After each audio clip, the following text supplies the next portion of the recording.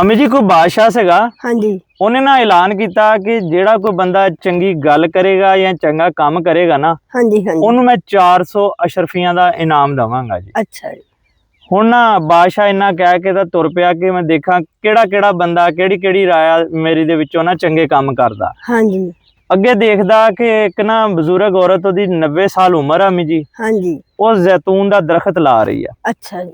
ਉਹ ਜ਼ੈਤੂਨ ਦਾ ਦਰਖਤ ਲਾ ਰਹੀ ਆ ਤੇ ਬਾਦਸ਼ਾਹ ਨੂੰ ਬੜਾ ਚੰਗਾ ਲੱਗਾ। ਹਾਂਜੀ ਬਾਦਸ਼ਾਹ ਨੇ ਨਾ ਉਹਨੂੰ 400 ਅਸ਼ਰਫੀਆਂ ਦਿੱਤੀਆਂ। ਅੱਛਾ ਜੀ। ਕਹਿੰਦਾ ਵੀ ਬੜੀ ਗੱਲ ਆ ਮਾਂ ਜੀ, ਤੁਸੀਂ ਇਸ ਉਮਰ ਦੇ ਵਿੱਚ ਵੀ ਨਾ ਹਾਂ ਹਾਂ ਜ਼ੈਤੂਨ ਦਾ ਦਰਖਤ ਲਾ ਰਹੇ ਹੋ, ਅੱਛਾ ਜੀ। ਮੈਨੂੰ ਬੜੀ ਖੁਸ਼ੀ ਹੋਈ ਆ, ਤੁਸੀਂ ਚੰਗਾ ਕੰਮ ਕਰ ਰਹੇ ਹੋ ਹਾਂਜੀ ਤੇ ਇਹ ਲਓ 400 ਅਸ਼ਰਫੀਆਂ। ਹਾਂਜੀ ਲੇਕਿਨ ਮਾਂ ਜੀ ਗੱਲ ਇਹ ਆ ਕਿ ਤੁਹਾਡੀ ਤਾਂ ਉਮਰ 5 ਸਾਲ ਆ, 10 ਸਾਲ ਆ, ਹਾਂਜੀ ਹਾਂਜੀ ਉਮਰ ਬਹੁਤ ਹੋ ਚੁੱਕੀ ਆ, ਹਾਂਜੀ ਅੱਲਾਹ ਤਾਲਾ ਨੂੰ ਪਿਆਰੇ ਹੋ ਜਾਣਾ ਤੁਸੀਂ, ਹਾਂਜੀ ਇਹ ਕਿਹੜਾ ਤੁਹਾਡੇ ਦਰਖਤ ਕੰਮ ਆਣਾ। ਹਾਂਜੀ ਅੱਗੇ ਔਰਤ ਕਹਿੰਦੀ ਕਿ ਬਾਦਸ਼ਾਹ ਸਲਾਮਤ, ਹਾਂ ਹਾਂ ਪਹਿਲੇ ਜਿਹੜੇ ਦਰਖਤ ਜ਼ੈਤੂਨ ਦੇ ਲਾਏ ਸੀ ਨਾ, ਹਾਂਜੀ ਉਹ ਮੇਰੇ ਮਾਂ-ਬਾਪ ਨੇ ਲਾਏ ਸੀ, ਸ਼ਾਬਾਸ਼। ਉਹ ਅੱਜ ਸਾਡੇ ਕੰਮ ਆਣ ਡਏ ਆ। ਹਾਂਜੀ ਹਾਂਜੀ ਇਹ ਮੈਂ ਲਾਵਾਂਗੀ ਤੇ ਮੇਰੇ ਪੋਤੇ ਪੋਤੀਆਂ ਦੇ ਕੰਮ ਆਊਗੇ। ਹਾਂਜੀ ਬਾਦਸ਼ਾਹ ਨੂੰ ਉਹਦੀ ਗੱਲ ਬੜੀ ਚੰਗੀ ਲੱਗੀ। ਹਾਂਜੀ ਉਹਨੇ ਨਾ ਫਿਰ ਉਹਨੂੰ ਕਿਹਾ ਵੀ ਇਹਨੂੰ 400 ਅਸ਼ਰਫੀਆਂ ਹੋਰ ਦੇ ਦਿਓ। ਹਾਂਜੀ ਹਾਂਜੀ ਉਹਨੂੰ 400 ਅਸ਼ਰਫੀਆਂ ਹੋਰ ਦੇਤੀਆਂ ਹਾਂਜੀ ਤੇ ਉਹ ਮਾਂ ਜੀ ਬੜੀ ਖੁਸ਼ ਹੋਈ। ਕਹਿੰਦੀ ਲੈ ਦੇਖ ਲਓ ਕਿ ਕਹਿੰਦੀ ਇਹਦਾ ਜਿਹੜਾ ਫਲ ਸੀਗਾ ਨਾ, ਹਾਂਜੀ ਹਾਂਜੀ ਇਹ ਤਾਂ 20 25 30 ਸਾਲਾਂ ਬਾਅਦ ਆਣਾ ਸੀਗਾ, ਹਾਂਜੀ ਮੈਨੂੰ ਇਹਦਾ ਫਲ ਹੁਣੇ ਮਿਲ ਗਿਆ। ਹੁਣੇ ਮਿਲ ਗਿਆ। ਉਹਨੇ ਕਿਹਾ ਵੀ ਇਹ ਵੀ ਗੱਲ ਬੜੀ ਸੋਹਣੀ ਕੀਤੀ ਆ। ਹਾਂ ਹਾਂ ਉਹਨੇ ਕਿਹਾ ਮਾਂ ਬੜੀ ਸੋਹਣੀ ਗੱਲ ਕੀਤੀ ਆ, ਮਜ਼ਾ ਆ ਗਿਆ, ਲੈ ਹਾਂ ਆ 400 ਅਸ਼ਰਫੀਆਂ ਹੋਰ ਇਹਨੂੰ ਦੇ ਦਿਓ। ਆਪਣੇ ਵਜ਼ੀਰ ਨੂੰ ਕਹਿੰਦਾ। ਮਾਸ਼ਾਅੱਲਾ।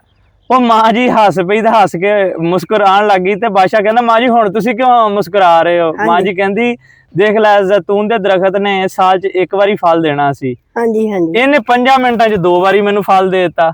ਮਾਸ਼ਾਅੱਲਾ। ਉਹ ਬਾਦਸ਼ਾਹ ਨੂੰ ਫਿਰ ਗੱਲ ਅੱਛੀ ਲੱਗੀ, ਉਹਨੇ ਕਿਹਾ ਜੀ 400 ਅਸ਼ਰਫੀਆਂ ਫਿਰ ਇਹਨੂੰ ਦੇ ਦਿਓ। ਇੰਨਾ ਕਹਿ ਕੇ ਤਾਂ ਆਪਣੇ ਵਜ਼ੀਰਾਂ ਮਸ਼ੀਰਾਂ ਨੂੰ ਕਹਿੰਦਾ ਦਵਾ ਦਵਾ ਇੱਥੋਂ ਨਿਕਲੋ। ਨਿਕਲੋ ਉਹ ਫਟਾਫਟ। ਬਾਦਸ਼ਾਹ ਸਲਾਮਤ ਨੂੰ ਵਜ਼ੀਰ ਮਸ਼ੀਰ ਕਹਿਣ ਲੱਗੇ ਕਿ ਬਾਦਸ਼ਾਹ ਸਲਾਮਤ ਤੁਸੀਂ ਇੱਥੇ ਰੁਕ ਜਾਂਦੇ ਹਾਂਜੀ ਹਾਂਜੀ ਕਿ ਤੁਸੀਂ ਹੁਣ ਦਵਾ ਦਵਾ ਤੁਰ ਕਿਉਂ ਪਏ ਆ। ਉਹਨੇ ਕਿਹਾ ਇਹ ਸਿਆਣੀ ਮਾਂ ਸੀ, ਹਾਂ ਇਹਦੇ ਕੋਲ ਨੌਲੇਜ ਬੜਾ ਸੀਗਾ, ਚੰਗੀਆਂ ਗੱਲਾਂ ਬੜੀਆਂ ਸੀ, ਹਾਂਜੀ ਇਹਦੇ ਕੋਲ ਇੰਨੀਆਂ ਕਿ ਚੰਗੀਆਂ ਗੱਲਾਂ ਸੀ ਕਿ ਮੇਰਾ ਸਾਰਾ ਖਜ਼ਾਨਾ ਖਾਲੀ ਹੋ ਜਾਣਾ ਸੀ, ਹਾਂਜੀ ਪਰ ਇਹਦੀਆਂ ਸੋਹਣੀਆਂ ਔਰ ਅੱਛੀਆਂ ਗੱਲਾਂ ਜਿਹੜੀਆਂ ਨਾ ਹਾਂਜੀ ਹਾਂਜੀ ਇਹ ਖਤਮ ਨਹੀਂ ਸੀ ਹੋਣੀਆਂ। ਖਤਮ ਨਹੀਂ। ਇਹਦੀਆਂ ਅੱਛੀਆਂ ਗੱਲਾਂ ਜਿਹੜੀਆਂ ਸੀ ਮੈਨੂੰ ਮਜਬੂਰ ਕਰ ਰਹੀਆਂ ਸੀ ਕਿ ਮੈਨੂੰ ਇਨਾਮ ਦੇਵਾਂ। ਵਾਹ ਜੀ ਵਾਹ। ਤੇ ਗੱਲ ਇਹ ਆ ਕਿ ਜਿਹੜੀ ਅੱਛੀ ਗੱਲ ਆ ਨਾ, ਹਾਂਜੀ ਅਗਲੇ ਬੰਦੇ ਨੂੰ ਮਜਬੂਰ ਕਰ ਦਿੰਦੀ ਆ ਕਿ ਬੰਦਾ ਤੁਹਾਡਾ ਫਾਇਦਾ ਸੋਚੇ, ਖਿਆਲ ਕਰੇ ਹਾਂਜੀ ਤੇ ਗੱਲ ਇਹੋ ਜੀ ਕਰੋ ਜਿਹੜੀ ਕਿਸੇ ਦੇ ਫਾਇਦੇਮੰਦ ਹੋਵੇ, ਹਾਂਜੀ ਕਿਸੇ ਦਾ ਨੁਕਸਾਨ ਨਾ ਹੋਵੇ। ਹਾਂਜੀ ਤੇ ਖਾਸ ਤੌਰ ਤੇ ਜਿਹੜੇ ਸਿਆਣਿਆਂ ਦੀਆਂ ਗੱਲਾਂ ਆ ਨਾ, ਇਹ ਲੱਖਾਂ ਕਰੋੜਾਂ ਅਰਬਾਂ ਖਰਬਾਂ ਦੀਆਂ, ਜਿਹੜੀਆਂ ਪੈਸਿਆਂ ਦੇ ਨਾਲ ਨਹੀਂ ਲੱਭਦੀਆਂ ਹੈਗੀਆਂ। ਹਾਂਜੀ ਤੇ ਲਿਹਾਜ਼ਾ ਆਪਣੇ ਸਿਆਣਿਆਂ ਦੀ, ਬਜ਼ੁਰਗਾਂ ਦੀ ਕਦਰ ਕਰੋ ਹਾਂਜੀ ਔਰ ਯਕੀਨ ਕਰੋ ਇਹ ਕਰੋੜਾਂ ਦੀਆਂ ਗੱਲਾਂ ਤੁਹਾਨੂੰ ਕਿਤੇ ਨਹੀਂ ਲੱਭਣੀਆਂ। ਬਜ਼ੁਰਗਾਂ ਦੀ ਜਿੰਨੀ ਇੱਜ਼ਤ ਕਰ ਸਕਦੇ ਹੋ, ਜਿੰਨੀ ਕਦਰ ਕਰ ਸਕਦੇ ਹੋ,